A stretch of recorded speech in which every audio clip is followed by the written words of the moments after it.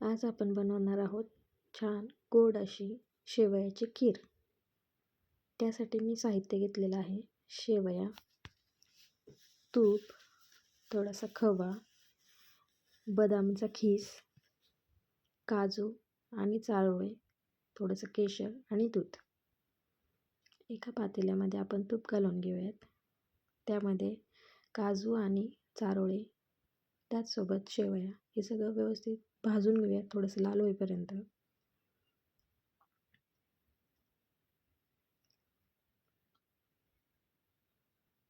आपल्या शेवया आणि ड्रायफ्रूट्स भाजतायत तोपर्यंत आपण एका कढईमध्ये दूध गरम करण्यासाठी ठेवूया. त्यामध्ये थोडी साखर घालून घेऊ चवीनुसार.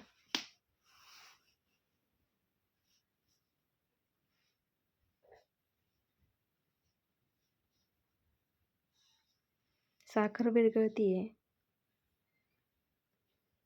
तोवर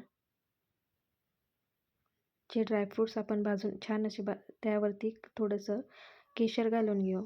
ड्रायफ्रूट्स जे भाजतायत त्यामध्ये आपण थोडासा खवा घालूयात. तोही छान असा परतून घेऊयात. जोपर्यंत त्याचा एकजीव होत नाही तोपर्यंत भाजून घ्यायचे.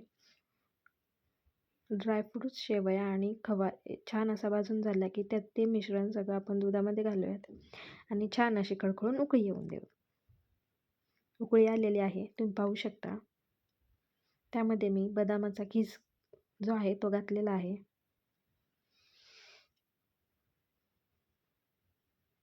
छान असं हलवून घेऊयात. पाहू शकता किती छान दिसते खीर. पाहता क्षणी खावीशी वाटते.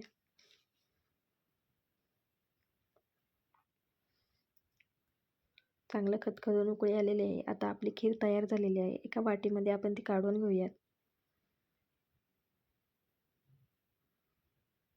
तयार झाली आहे आपली छान अशी गोड खीर.